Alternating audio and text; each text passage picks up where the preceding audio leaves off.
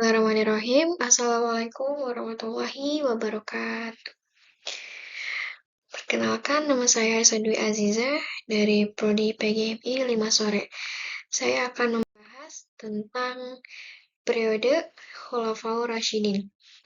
Ya, periode Khulafaur Rasyidin ini pada tahun 632 sampai 661 Masehi, menandai awal sejarah Islam setelah wafatnya Nabi Muhammad SAW.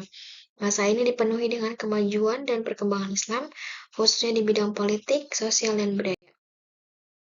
Lalu, apa itu pengertian Khulafaur Rasyidin? Dari bahasa Arab, khulafau itu artinya pengganti, pemimpin, atau penguasa. Nah, sedangkan ar-Rasyidin itu artinya orang yang mendapat petunjuk. Menurut istilah, pemimpin-pemimpin umat dan kepala negara yang telah mendapat petunjuk Allah Subhanahu wa taala setelah Rasulullah wafat. Nah, apa saja tugas Khulafaur Rasyidin? Nah, tugas Khulafaur Rasyidin ini melanjutkan misi dan perjuangan Rasulullah SAW, yaitu menyebarkan agama Islam dan menjunjung tinggi syariat agama Allah. Berapa masa pemerintah Khulafaur Rasyidin? Yaitu selama 30 tahun. Nah, 4 orang Khulafaur Rasyidin itu terdiri dari Abu Bakar As-Siddiq, Umar bin Khattab, Utsman bin Affan, dan Ali bin Abi Thalib. Lalu kepemimpinan 4 khalifah. Khalifah Abu Bakar As-Siddiq itu khalifah pertama yang dikenal karena kepemimpinan yang adil dan tegas. Ia sukses menyatukan umat Islam dalam melakukan perluasan wilayah. Nah, sedangkan khalifah kedua itu Umar bin Khattab memimpin masa kejayaan Islam dengan perluasan wilayah dan pengembangan sistem administrasi pemerintahan. Utsman bin Affan itu khalifah ketiga. Utsman bin Affan ini mendirikan sistem pemerintahan yang terstruktur dan mengembangkan sistem pencatatan. Dan terakhir, khalifah terakhir itu Ali bin Abi Thalib, dikenal karena keadilannya dan sikapnya yang tegas dalam menjalankan. Nah, Khulafaur Rasyidin ini memiliki jasa-jasa. Jasa-jasa Abu Bakar, yaitu memberangkatkan pasukan Usama, menaklukkan kota Irak, memerangi orang murtad dan pembangkang membayar zakat, mengumpulkan ayat Al-Quran dalam satu buku, perluasan dan pengembangan wilayah Islam, dan perbaikan sosial.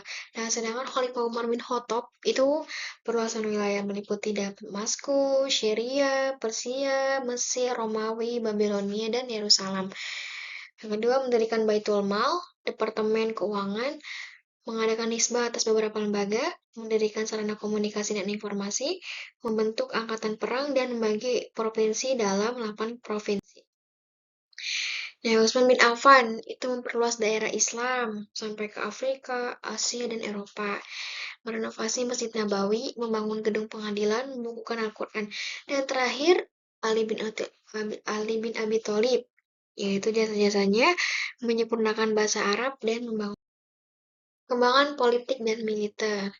Nah, pada tahun 632 Masehi, Abu Bakar As-Siddiq terpilih sebagai khalifah pertama. Itu menandai dimulainya era Khulafaur Rasyidin. Lalu yang kedua itu pada tahun 632 Masehi, Umar bin Khattab pemimpin ekspansi Islam, menaklukkan wilayah-wilayah di Suriah, Irak, dan Mesir, menandai dimulainya era Khulafaur Rasyidin. Yang ketiga, 644 Masehi, Utsman bin Affan melanjutkan perluasan wilayah, menguasai Persia dan wilayah-wilayah di Afrika Utara. Pada tahun 696 Masehi, Ali bin Abi Thalib menjadi khalifah pertama, memimpin masa transisi dan menghadapi perselisihan. Kemajuan sosial dan ekonomi. Nah, ada keadilan sosial. Khalifah Rasyidin ini menerapkan sistem keadilan sosial yang adil, memberikan kesempatan bagi semua lapisan masyarakat. Lalu ada pendidikan dan ilmu pengetahuan. Era ini diawali dengan pengembangan pusat-pusat pendidikan dan perkembangan ilmu pengetahuan. Lalu ada juga pengembangan ekonomi. Sistem ekonomi ini yang adil dan berorientasi pada kesejahteraan rakyat, mendorong kemajuan ekonomi. Nah, ada juga perkembangan budaya. Nah, perkembangan budaya ini meliputi 3 hal. Yang pertama Al-Quran. Al-Quran ini menjadi sumber utama ajaran Islam, diabadikan dan dipelajari secara intensif.